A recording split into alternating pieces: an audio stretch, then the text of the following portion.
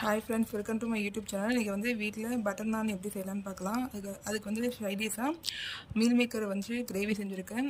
அப்படி இல்லைன்னா உங்களுக்கு பிடிக்கலன்னா கடி பக்கடா செய்யலாம். பஞ்சாபி கடி பக்கடா எப்படி செய்யலான்னு பார்க்கலாம் வாங்க. ஃபஸ்ட்டு வந்து பட்டர் நானுக்கு மைதா வந்து 250 கிராம் எடுத்துக்கோங்க. இதில் தேவையான அளவு 1/2 டீஸ்பூன் வந்து ஈஸ்ட் ஆட் பண்ணிக்கோங்க. அதுக்கப்புறம் தேவையான அளவு உப்பு, 1 ஸ்பூன் ஜீனி, அப்புறம் வெதுவெதுப்பான தண்ணி போட்டு நல்லா மாவை பிசைஞ்சுக்கோங்க. மாவு வந்து சப்பாத்தி மாவு பதத்துக்கு நல்லா பிசைஞ்சுக்கோங்க. இந்த அளவுக்கு பசஞ்சிக்கிட்டால் போதும்.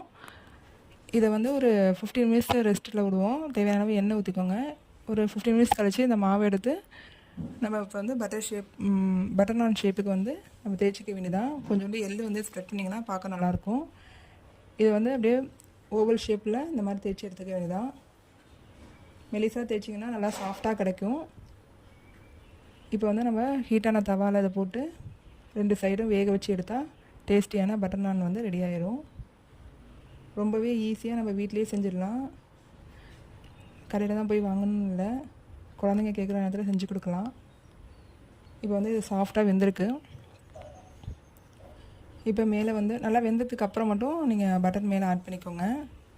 2 சைடும் நல்லா வெந்ததுக்கப்புறம் பட்டர் ஆட் பண்ணிங்கன்னா நல்லா சாஃப்டான பட்டர் நான் வந்து நமக்கு ரெடி ஆயிரும். நெக்ஸ்ட்டு வந்து high protein meal maker gravy எப்படி செய்யலான்னு பார்க்கலாம். இதுவும் ரொம்ப சிம்பிளாகவே வீட்டில் ஒரு கப்பு மீல் மேக்கர் இருந்தால் போதும், அதை வச்சு செஞ்சிடலாம்.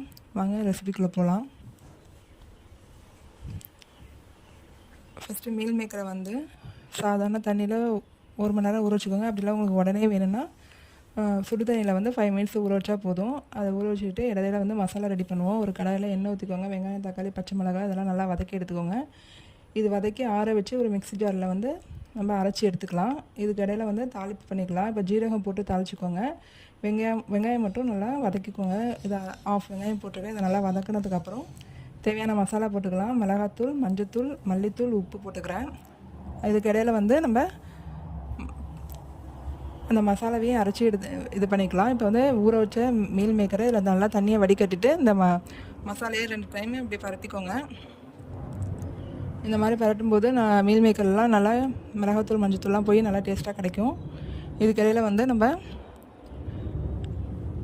அரைச்சி வச்சுருக்க பேஸ்ட்டையும் இதில் வந்து ஆட் பண்ணிக்கலாம். இது வந்து நல்லா கொதி வரட்டும். தேவையான அளவு கிரேவிக்கு தேவையான அளவு நீங்கள் தண்ணி ஊற்றிட்டிங்கன்னா ஹெல்த்தியான மீல் மேக்கர் வந்து ரெடி ஆயிரும். இதில் வந்து உருளைக்கிழங்குலாம் எதுவும் சேர்க்கல.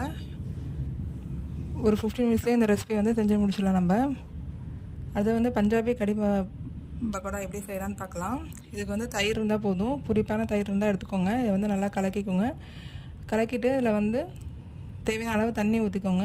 அப்புறம் வந்து கடல மாவு இதில் ஆட் பண்ணிக்கணும். இதில் வந்து இடையில வந்து மசாலாலாம் ஆட் பண்ணிடுறேன். மிளகாத்தூள், மஞ்சத்தூள், ஆம்ச்சூர் பவுடர், உப்பு, கஸ்தூரி மெத்தி நல்லா போட்டு கலக்கிட்டு இடையில வந்து கடல மாவு வந்து ஒரு 4 ஸ்பூன் போட்டு நல்லா கலக்கிக்கோங்க. கட்டி எதுவும் இல்லாமல் நல்லா கலக்கி ஃபஸ்ட்டு இதை ரெடி பண்ணி வச்சுக்குவோம். இதுக்கப்புறம் இதுக்கு வந்து தாளிப்பு ரெடி பண்ணலாம். இது வந்து சப்பாத்தி, சாதம் எல்லாத்துக்குமே சூப்பராக இருக்கும். சைட் டிஷ்ஷு சிம்பிளாக வெறும் மோர் மட்டும் இருந்தால் போதும். மோரும் கடலமாவும் இருந்தால் போதும், ஈஸியாக செஞ்சிடலாம். இப்போ வந்து எண்ணெயில் பட்டை மிளகா, ஜீரகம் போட்டு தாளிச்சிக்கோங்க. கருவேப்பிலை, பெருங்காயத்தூள் போட்டு நல்லா வாசனை வர வரைக்கும் தாளிச்சிக்கோங்க. இதுக்கு இடையில வந்து நம்ம கலக்கி வச்சுருக்க இந்த மசாலாவை இதில் ஊற்றிக்கலாம். இதுலேயும் மறுபடியும் வந்து நீங்கள் கொஞ்சம் மசாலா ஆட் பண்ணால் நல்லா ஸ்பைஸியாக நல்லாயிருக்கும். அதே தான் திரும்ப ஆட் பண்ணியிருக்கேன். மிளகாத்தூள், மஞ்சத்தூள், மல்லித்தூள், உப்பு. இது இடையில வந்து பக்கோடா போடுறதுக்கு கடல மாவு கொஞ்சம், அரிசி மாவு கொஞ்சம் எல்லாம் போட்டு பக்கோடா அந்த பதத்துக்கு பக்கோடா நம்ம போட்டு எடுத்துக்கலாம். இப்போ ஆல்ரெடி நம்ம செஞ்சு வச்சுருக்க கடியில் வந்து இதை வந்து போட்டிங்கன்னா நல்லா ஊறி நமக்கு வந்து கடி பக்கோடா வந்து பஞ்சாபி ஸ்டைலில் கிடைக்கும். இது வந்து ஜீரா ரைஸுக்கு வந்து ரொம்ப டேஸ்ட்டாக இருக்கும். இல்லைன்னா நீங்கள் சப்பாத்தி கூட செஞ்சு சாப்பிட்டுக்கலாம்.